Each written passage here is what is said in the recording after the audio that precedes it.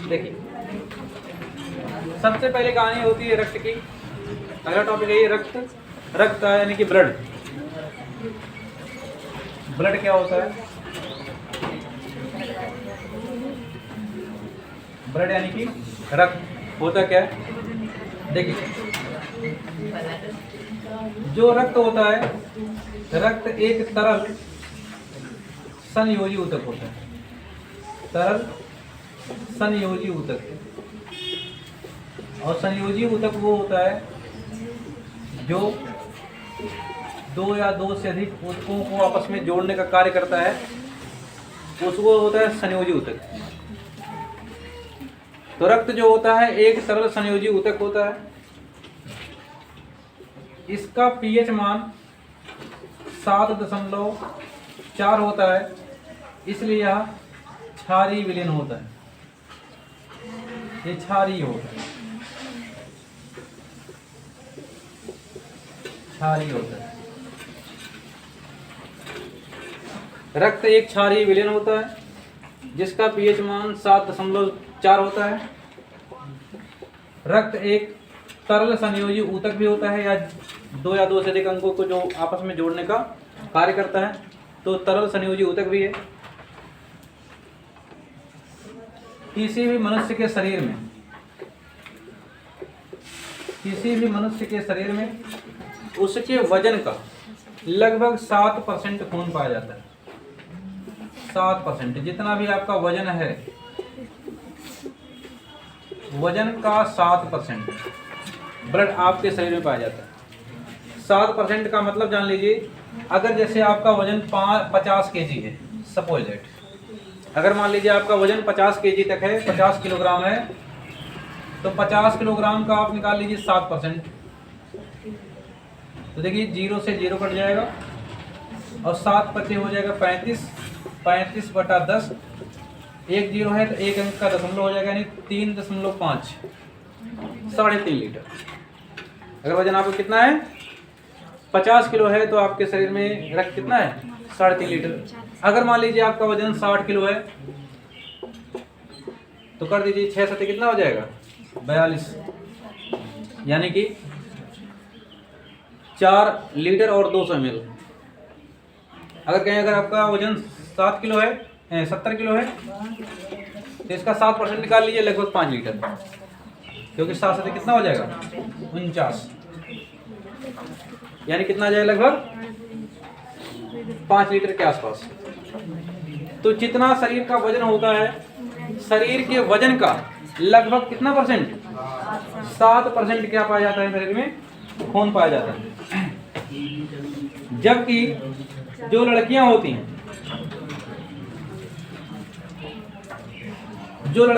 उनमें आधा लीटर कम पाया जाता है। जो लड़कियां होती हैं, हाँ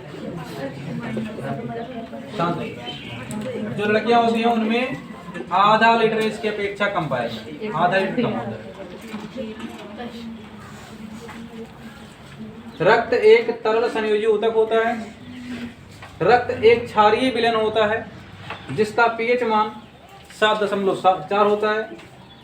रक्त किसी भी मनुष्य के शरीर में उसके वजन का 7% पाया जाता है, जबकि लड़कियों में आधा लीटर रक्त कम पाया जाता है।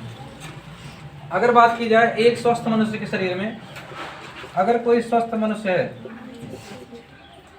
स्वस्थ मनुष्य के शरीर में लगभग 5 से 6 लीटर रक्त पाया जाता है, 5 से 6 लीटर।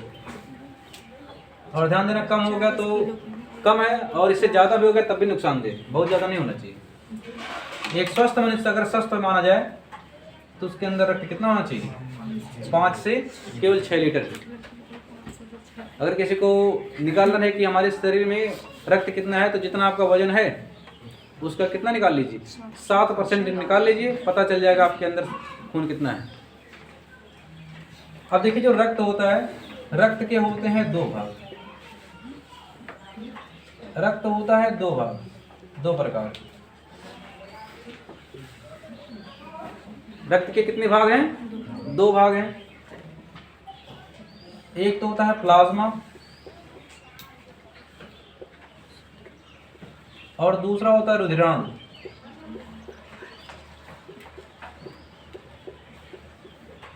रुधिराणु होता है। जो प्लाज्मा होता है ये इस रक्त का लगभग 60% भाग होता है, और जो रुधिराणु होता है ये रक्त का 40% भाग होता है।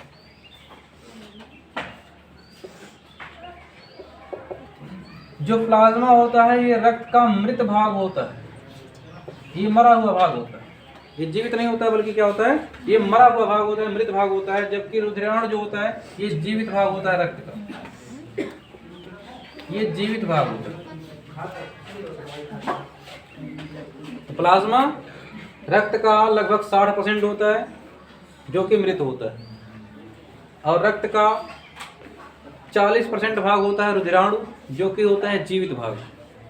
अब इस प्लाज्मा में कुछ पदार्थ आपके मिले होते हैं, वो भी इनका परसेंटेज तय होता है कि कितने परसेंट में ये क्या पाया जाता है। 90% भाग इसका होता है जल। इस प्लाज्मा का जो 60% है, जो रक्त का 60% है, इसका इस 60 का 90%। जल कितना होता है? 90%। आप कहेंगे 60% तो 90% कैसे? तो ये जितना है उसका 90%। ये 60% है उतना निकाल लीजिए पहले, तो उसका जो है 90% भाग क्या होता है? जल होता है। और जो इसका प्रोटीन होता है वो 7% भाग होता है। इसमें प्रोटीन होता है 7% भाग।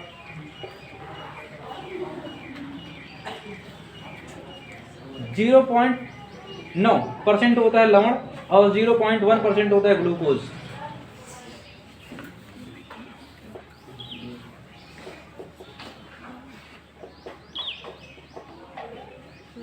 ये ग्लूकोज होता है,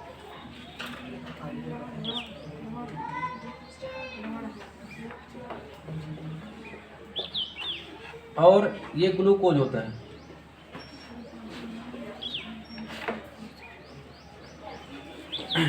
अब देखिए 90 ये था और साथ ये 97 हो गया, 97 और एक 98 हो गया। बाकी 2% में अन्य भी चीजें होती है उसमें। तो रक्त के होते हैं दो भाग, एक प्लाज्मा, एक रुधिराणु। प्लाज्मा रक्त का लगभग 60% भाग होता है जो कि मृत भाग होता है, जिसमें 90% भाग जल होता है, 7% भाग होता है प्रोटीन, 0.9% होता है लवण और ग्लूकोज होता है 0.1%। और हाँ, एक बात और, जब इस प्लाज्मा से इसी प्लाज्मा में वही प्रोटीन होता है, आपको एक बार बताया गया था, फाइब्रिनोजन और हिपैरिन, जिसका निर्माण कहाँ होता है? यकृत में। यकृत में निर्माण होता है फाइब्रिनोजन और हिपैरिन का।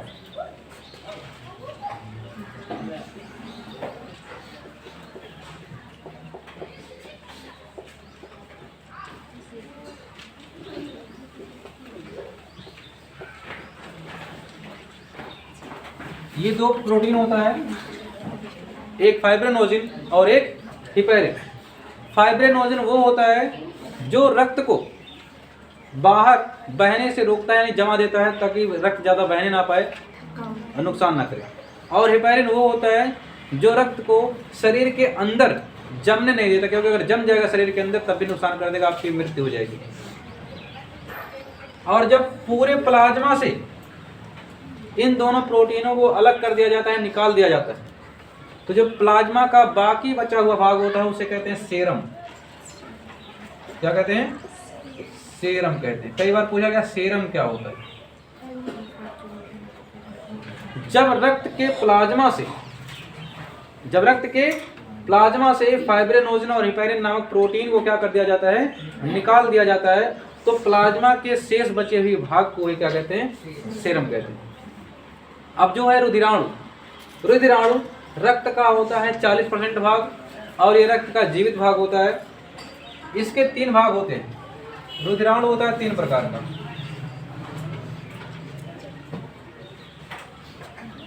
RBC,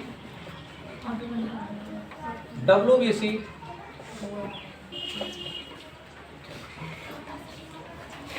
और होता है रक्त बिंबाणु।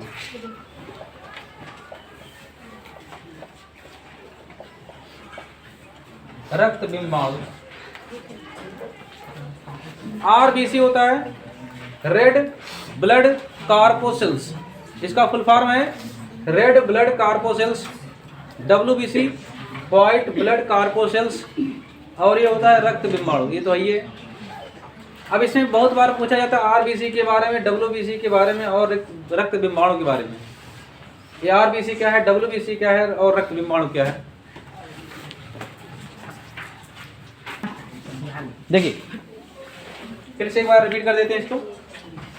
रक्त जो है एक तरल संयोजी ऊतक होता है, इसका पीएच मान 7.4 होता है। यह एक क्षारीय विलयन होता है।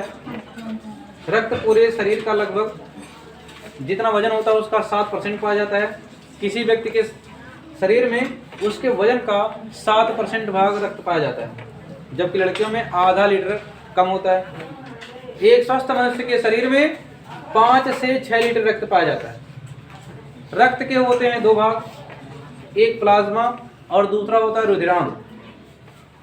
प्लाज्मा रक्त का 60% भाग होता है, जबकि रुधिराणु रक्त का केवल 40% भाग होता है।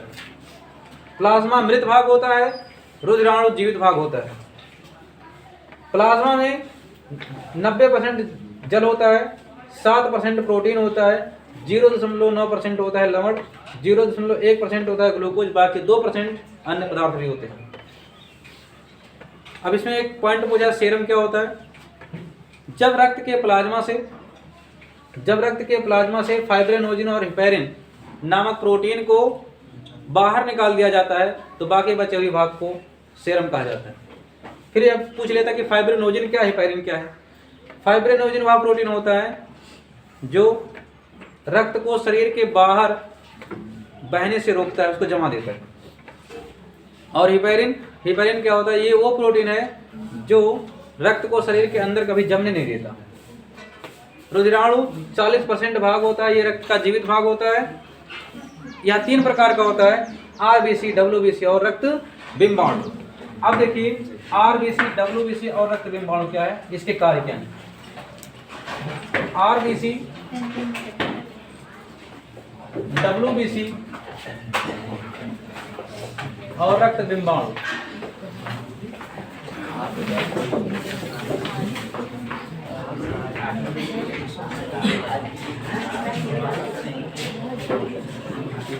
देखिए आरबीसी को कहा जाता है रेड ब्लड कार्पोसेल्स, लाल रुधिर कणिका। डब्ल्यूबीसी व्हाइट ब्लड कार्पोसेल्स, श्वेत रुधिर कणिका। और रक्त बिंबाणु ये दूसरा होता है। देखिए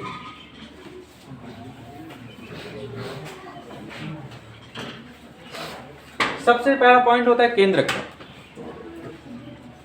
केवल जो है केंद्रक डब्ल्यूबीसी में पाया जाता है। डब्ल्यूबीसी में केंद्रक होता है, बाकी आरबीसी में केंद्रक नहीं होता।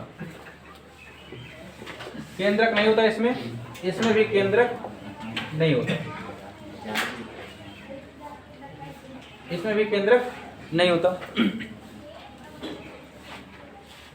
डब्ल्यूबीसी में केवल केंद्रक होता है, रक्त बिंबाणु में नहीं होता, और इसमें आरबीसी में भी केंद्रक नहीं होता है। लेकिन हाँ, इसका 2 अपवाद है, कभी कभी पूछ लेता है। ऊंट और लामा 2 जानवर हैं, एक है ऊंट और एक होता है लामा। हाँ, ये 2 जानवर हैं। ऊंट और लामा ये 2 ऐसे जानवर हैं जिनके आरबीसी में केंद्रक पाया जाता है। इसके जो केंद्रक होते हैं, इसमें जो आरबीसी होता है उसमें जो है केंद्रक पाया जाता है। अब इसके बाद है बनता कहाँ है कौन। देखिए आरबीसी या डब्ल्यूबीसी या रक्त बिंबाणु, इन सब का निर्माण होता है बोन मैरो में, जिसे कहते हैं अस्थि मज्जा। इसका निर्माण होता है अस्थि मज्जा में।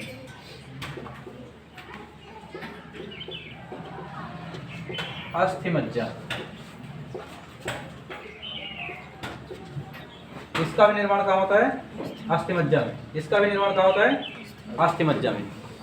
सबका निर्माण कहाँ होता है, अस्थि मज्जा। अब ये बात आती है कि अस्थि मज्जा क्या होता है।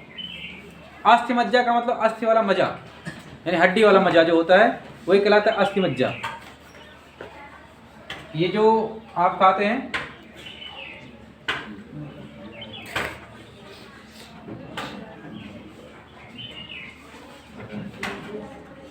ये खाते हैं ना,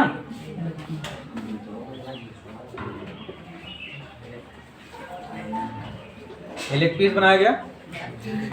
हाँ, इसको जब खाते हैं, सुनिएगा, इसको जब खाते हैं तो इसकी जो नली होती है वाली, ये इसकी हड्डी जो होती है, जब इसको यहाँ से फोड़ देते हैं, यहाँ से हटा देते हैं, तो इसके बीच में जो मसाला भरा रहता है, ठीक है, उसी को क्या कहते हैं, अस्थि मज्जा। हाँ, जो बकरा खाता है या फिर वो मुर्गा खाता है, वो मजा लिया होगा इसका, वही कहलाता है अस्थि मज्जा। वहीं पे किसका निर्माण होता है, आरबीसी का, डब्ल्यूबीसी का और रक्त बिंबाणु का। कहेंगे मृत्यु कहाँ हो जाता है। देखिए, अगर मरने की बात करें, इसकी जो मृत्यु होती है ये प्लीहा में होती है। क्या होती है, प्लीहा। इसलिए प्लीहा को आरबीसी का कब्रिस्तान भी कहा जाता है। ध्यान रहे, कई बार पूछा गया है आरबीसी का कब्रिस्तान क्या है, तो आरबीसी का कब्रिस्तान क्या होता है, प्लीहा, क्योंकि प्लीहा में जाके आरबीसी क्या होता है, मर जाता है। फिर कहेंगे ये कहाँ मरता है, डब्ल्यूबीसी, ये रक्त में ही मर जाता है। ये कहाँ मरता है, रक्त में ही मर जाता है, और ये भी प्लीहा में मरता है। डब्ल्यूबीसी में केंद्रक होता है, आरबीसी में केंद्रक नहीं होता, रक्त बिंबाणु में भी केंद्रक नहीं होता। लेकिन ऊंट और लामा दो ऐसे जीव हैं जिनके आरबीसी में केंद्रक पाया जाता है, अपवाद में है। निर्माण कहाँ होता है, आरबीसी का निर्माण होता है अस्थि मज्जा में, डब्ल्यूबीसी का भी निर्माण कहाँ होता है, अस्थि मज्जा में, रक्त बिंबाणु का भी निर्माण कहाँ होता है, अस्थि मज्जा में। और मृत्यु कहाँ होता है, आरबीसी की मृत्यु होती है प्लीहा में, डब्ल्यूबीसी की मृत्यु कहाँ होती है, रक्त में ही हो जाती है, और रक्त बिंबाणु की मृत्यु कहाँ होती है, प्लीहा में होती है। अब कहेंगे तो कौन कितने दिन जीता है ये भी पता रहे। तो देखिए, जो आरबीसी होता है, लाल रुधिर कणिका, इसका जीवन काल जो होता है, इसका जो जीवन काल है 20 से 120 दिन। ये बहुत बार पूछा जाता है आरबीसी का जीवन काल कितने दिन का होता है, एक नंबर में बहुत बार पूछा गया, 20 से 120 दिन। डब्ल्यूबीसी का जीवन काल कितना होता है, 2 से 4 दिन, 2 से 4 दिन। फिर पूछता है रक्त बिंबाणु जो है उसका जीवन काल क्या होता है, 3 से 5 दिन। कितना होता है, 3 से 5 दिन होता है। आरबीसी का जीवन काल 20 से 120 दिन, डब्ल्यूबीसी का जीवन काल 2 से 4 दिन, रक्त बिंबाणु का जीवन काल 3 से 5 दिन। अब ये होता है, चलिए ये सब तो जान गए, इनका कार्य क्या होता है, ये वर्क क्या करते हैं, काम क्या करते हैं। जो आरबीसी होता है, आरबीसी जो होता है, लाल रुधिर कणिका, इसका केवल काम ये होता है ऑक्सीजन को शरीर के हर एक हिस्से तक पहुंचाना, और शरीर के हर एक हिस्से से जो कार्बन डाइऑक्साइड होता है उसको बाहर निकालना। इसको पहुंचाता है, इसको बाहर निकालता है। आरबीसी का काम पहला ही है। आरबीसी क्या करता है, ऑक्सीजन को शरीर के हर एक हिस्से तक पहुंचाता है, और कार्बन डाइऑक्साइड क्या करता है, बाहर निकालता है। आरबीसी में जो पाएगा हीमोग्लोबिन,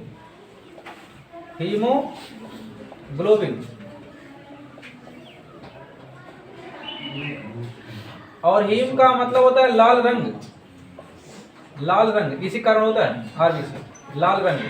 हीम का अर्थ होता है लाल रंग, और ग्लोबिन का अर्थ होता है लौह युक्त प्रोटीन।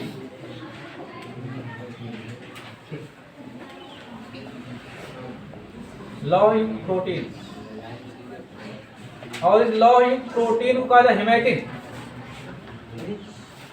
इसे क्या कहा जाता है, हेमेटिन कहा जाता है। हीमोग्लोबिन जो होता है, वहाँ हीम का अर्थ होता है लाल रंग, और ग्लोबिन का होता है अर्थ क्या, लौह युक्त प्रोटीन। और लौह युक्त प्रोटीन क्या कहते हैं, हेमेटिन। और जब आपके शरीर में आरबीसी की कमी हो जाती है तब आपको एनीमिया रोग हो जाता है। अगर आरबीसी आपके शरीर में कम हो गया तो आपको कौन सा रोग हो जाएगा? एनीमिया, यानी रक्त अल्पता। क्या हो जाता है? रक्त अल्पता, खून की जिसे कहते हैं कमी, रक्त अल्पता या एनीमिया। एनीमिया कहा जाता है, रक्त अल्पता कहा जाता है। और कहेंगे इसको पता कैसे करते हैं, नापते कैसे हैं आरबीसी को? इसको मापने का एक यंत्र होता है जिसको कहते हैं हीमोसाइटोमीटर। हीमोसाइटोमीटर।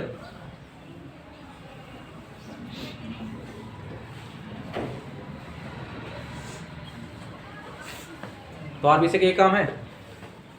आरबीसी में केंद्रक नहीं पाया जाता, लेकिन दो अपवाद हैं, ऊंट और लामा के आरबीसी में केंद्रक पाया जाता है।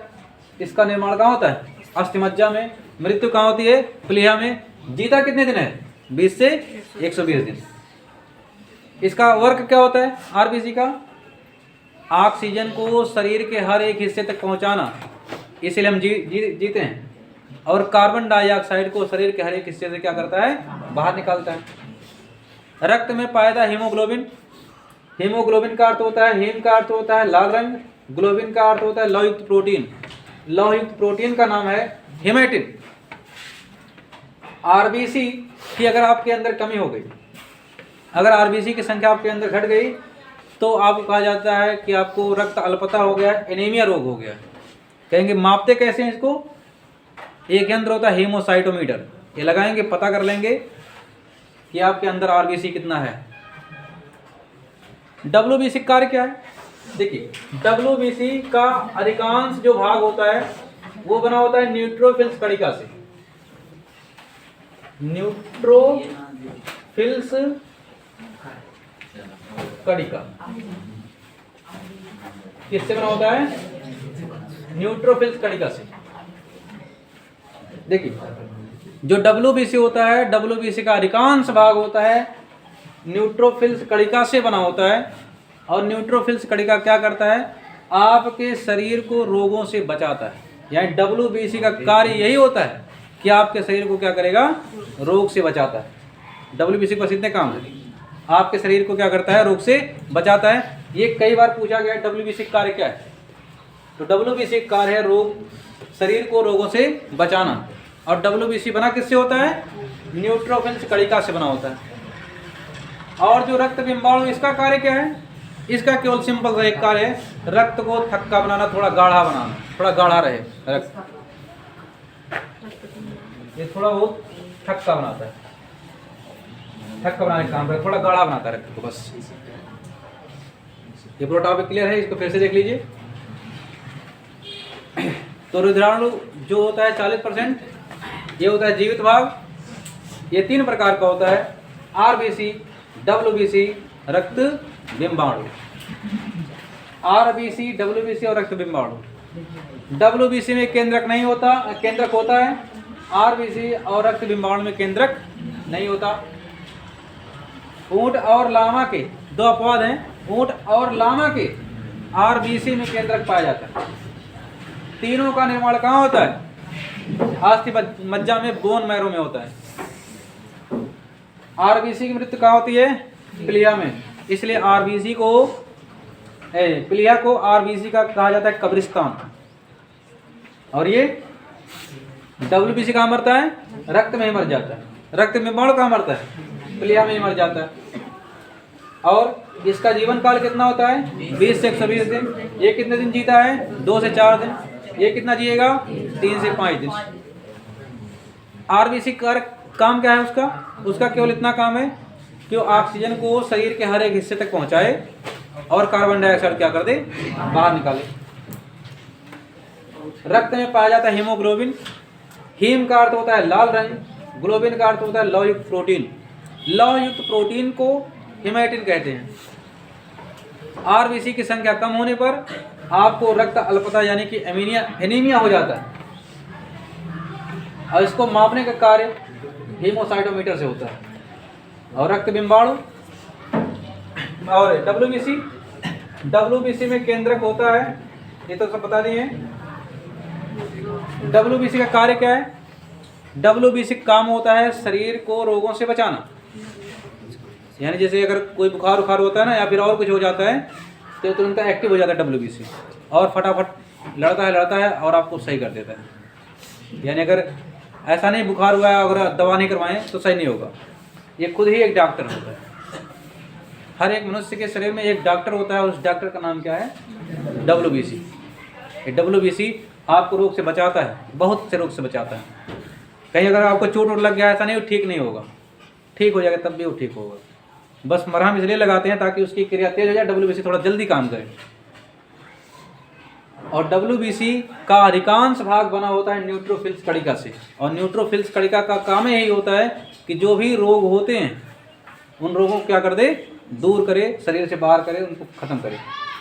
रक्त बिंबाणु का बस इतना सा काम है कि रक्त को थोड़ा सा गाढ़ा बनाता है, थक्का बनाता है, बस